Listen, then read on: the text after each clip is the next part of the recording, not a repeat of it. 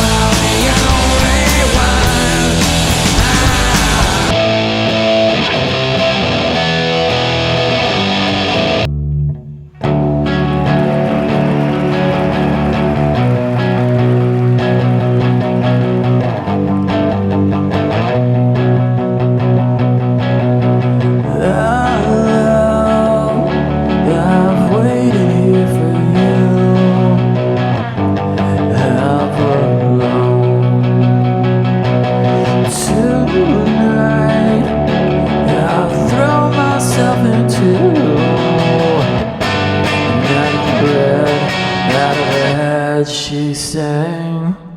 Well, hey guys, how's it going? Today is a celebration for me because I just realized I was looking through pictures in my phone and here it is, May 19th. I went to Guitar Center and I took this photo as I was leaving. I went inside and I bought this Squier telly. I think it was like 180 bucks. Bought some strings. I didn't even know like what the hell strings were or what kind to get, but the guy was like, get these, man, and you'll be good. And I did. And that was the day I told myself, you know what? I'm gonna fucking learn guitar. I'm gonna play guitar. I've been playing piano my whole life.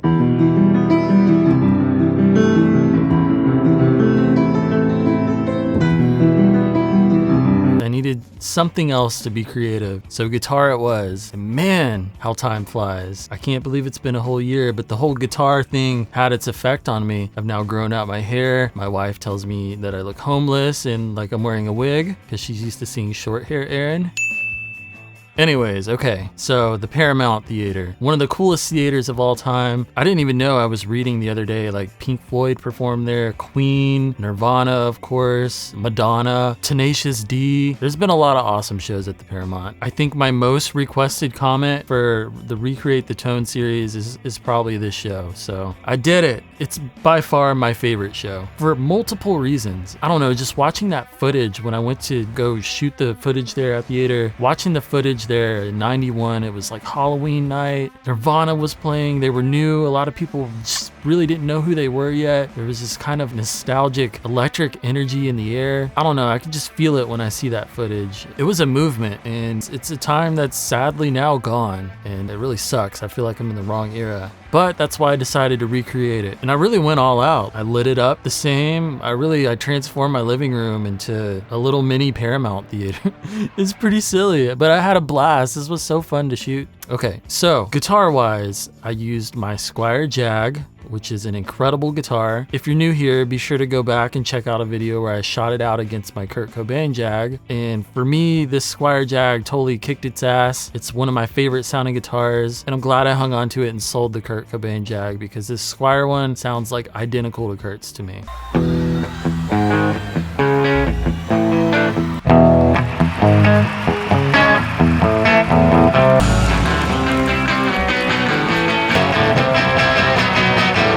But when I first got it, it was way too clean, so I decided to relic it. I sanded it all down, I sanded the neck, and it feels a lot better, you know? And it's currently missing its neck pickup because I had a 59 in there, and I took it out and put it in the Strat, which is a Squier Strat. So now the Strat sounds how it's supposed to. It has a 59 in the bridge, like Kurt's did. And as you can hear in the video, it sounds like the same to me, so. Anyways, yeah, I did this whole thing on Squiers, which is really cool. In the spirit of Kurt, how he would have wanted it anyway. Cheap, you know? So those are the guitars that I used. For the pedals, it was the turbo distortion and the small clone. I'll put up a screen now of the settings for those. I actually didn't use the small clone at all for any of the songs that I did. And actually, I have the stock small clone, you know, the new one, the reissue from Electro Harmonics, and it doesn't sound right. I figured out why, and I'm gonna mod this thing to sound like the original small clone, and I'm gonna do a video about it later so you guys can do it too and follow along with me if you want. Into that, I used I like to call it the Mesa Boogie, and here's the settings for the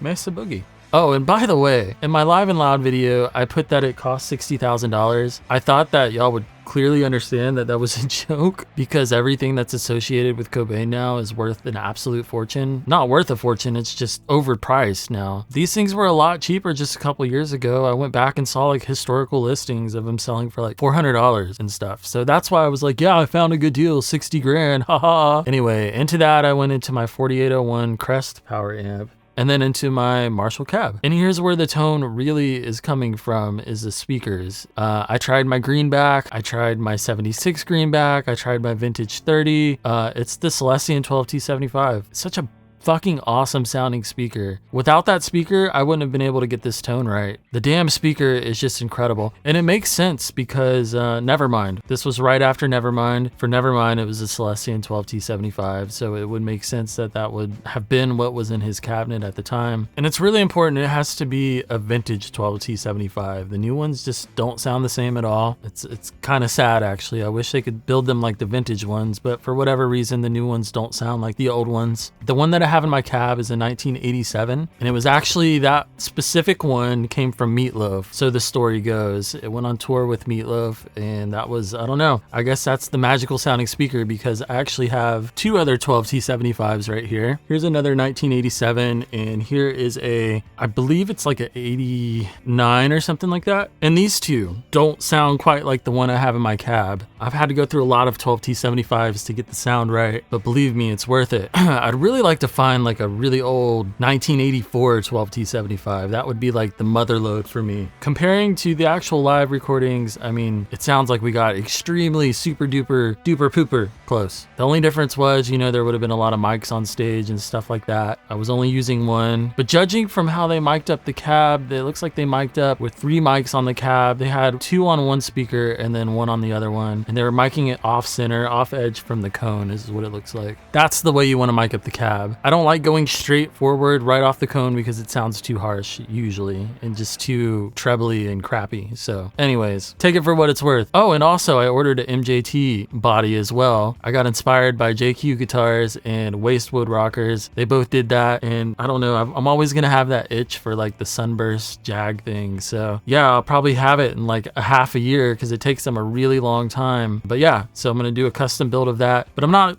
ever getting rid of my Squier. That thing's my baby. I love it. And let me know what shows you guys want me to do next. Yeah. Okay, cool.